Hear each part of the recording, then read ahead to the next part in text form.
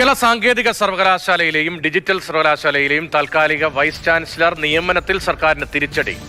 P Balagopal ചേരുന്നുണ്ട്. ബാലു, സർക്കാരിന് തിരിച്ചടി എന്ന് പറയുമ്പോൾ ഏതരത്തിലുള്ള ഇടപെടലാണ് വരുന്നത്?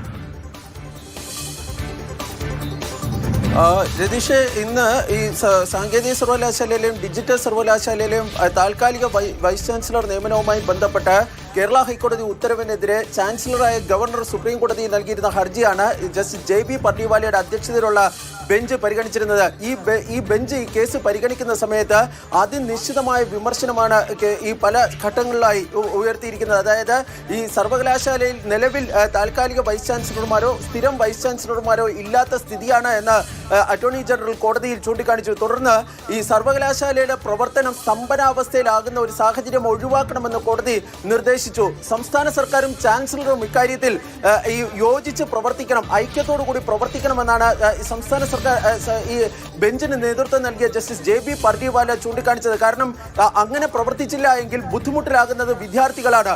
വിദ്യാർത്ഥികൾ, രാജ്യത്തെ സർവകലാശാലയിലെ വിദ്യാർത്ഥികൾക്ക് അങ്ങനെ ഒരു ബുദ്ധിമുട്ടുണ്ടാകുന്ന കാര്യത്തിനോട് സുപ്രീം കോടതിക്ക് ഒരു ഘട്ടത്തിലും യോജിക്കാൻ വേണ്ടി കഴിയില്ല എന്ന് വ്യക്തമാക്കിക്കൊണ്ടാണ് ഈ എത്രയും പെട്ടെന്ന് തന്നെ ഈ രണ്ട് സർവകലാശാലകളിലും താൽക്കാലിക വൈസ് ചാൻസലർമാരെ നിയമിക്കുവാൻ വേണ്ടി സുപ്രീം കോടതി നിർദ്ദേശിച്ചിരിക്കുന്നത്. അതായത് മുമ്പുണ്ടായിരുന്ന കേരള ഹൈക്കോടതി വിധിക്ക് തൊട്ടു മുമ്പുണ്ടായിരുന്ന KTUവിന്റെ വൈസ് ചാൻസലറായ സിസ തോമസിനെയും അതുപോലെ തന്നെ ഡിജിറ്റൽ സർവകലാശാലയുടെ വൈസ് ചാൻസലറായിരുന്ന താൽക്കാലിക വൈസ് ചാൻസലറായിരുന്ന K ശിവപ്രസാദിനെയും ആ സ്ഥാനങ്ങളിൽ നിലനിർത്തിക്കൊണ്ട് ചാൻസലറായ ഗവർണർക്ക് പുതിയ വിജ്ഞാപനം ഇറക്കാമെന്നാണ് സുപ്രീം കോടതി വ്യക്തമാക്കിയിരിക്കുന്നത്. അതായത് ഒരു രാഷ്ട്രീയ ഏറ്റുമുട്ടൽ നടക്കുന്നു എന്നത് കോടതിക്ക് കൂടി ബോധ്യപ്പെട്ടു എന്ന് തോന്നുന്നു, കോടതിയുടെ പരാമർശം കാണുമ്പോൾ? ഇപ്പോൾ സർക്കാരിന് തിരിച്ചടിയാണ്. ചാൻസലർ എന്ന നിലയിൽ ഗവർണർക്ക് മുന്നോട്ട് പോകാം എന്ന ഉത്തരവിൽ തന്നെ സർവകലാശാലയുടെ പ്രവർത്തനങ്ങളിൽ രാഷ്ട്രീയം കടന്നു വരാൻ പാടില്ല എന്ന വളരെ താക്കീസ്വരത്തിലുള്ള ഇടപെടലാണ് കോടതിയുടെ ഭാഗത്ത് നിന്ന്.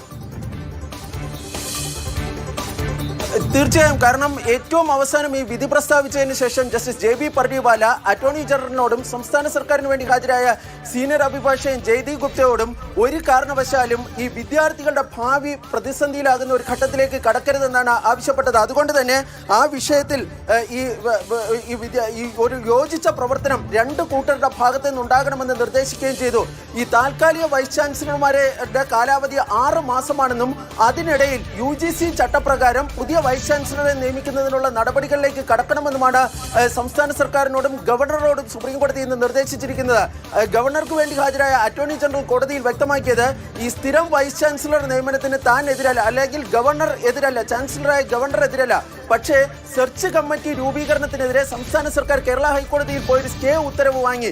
അതുകൊണ്ടാണ് ഈ സ്ഥിരം വൈസ് ചാൻസലർ നിയമനം അനന്തമായി ഇങ്ങനെ നീളുന്നതെന്നാണ് ഈ ചാൻസലർ എന്ന് സുപ്രീം കോടതി അറിയിച്ചത്.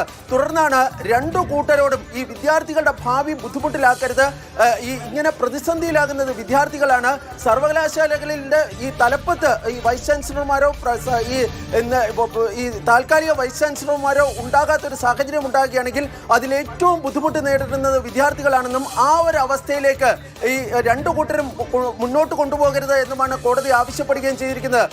ഗവർണറെ സംബന്ധിച്ചിടത്തോളം ഏറ്റവും പ്രധാനപ്പെട്ട കാര്യം ഈ ഉത്തരവിൽ പറഞ്ഞിരിക്കുന്നത് മുമ്പ് വൈസ് ചാൻസലർമാരായിരുന്ന താൽക്കാലിക വൈസ് ചാൻസലർമാരായിരുന്ന വ്യക്തികളെ വീണ്ടും താൽക്കാലിക VC-മാരാക്കി നിർത്തിക്കൊണ്ട് അല്ലെങ്കിൽ അവരെ നിയമിച്ചുകൊണ്ട് പുതിയ വിജ്ഞാപനം ഇറക്കുവാൻ ചാൻസലറായ ഗവർണർക്ക് ഇന്ന് സുപ്രീം കോടതി അനുമതി നൽകിയിരിക്കുന്നു എന്നതാണ് ഏറ്റവും പ്രധാനപ്പെട്ട കാര്യം. അതായത് സിസ തോമസിന് വീണ്ടും ഈ സാങ്കേതിക സർവകലാശാലയിലും ശിവപ്രസാദിന് ഡിജിറ്റൽ സർവകലാശാലയിലും ഈ താൽക്കാലിക VC-മാരായി നിയമിച്ചുകൊണ്ടുള്ള ഉത്തരവിറക്കുവാൻ വേണ്ടി ചാൻസലർക്ക് കഴിയുമെന്നതാണ് സർക്കാരിന് തിരിച്ചടിയാകുന്ന ഇടപെടൽ സുപ്രീം കോടതിയുടെ ഭാഗത്ത് നിന്നുണ്ടായിരിക്കുന്നതാണ്. പി ബാലഗോപാൽ ഡൽഹിയിൽ നിന്ന് റിപ്പോർട്ട് ചെയ്യുന്നത്.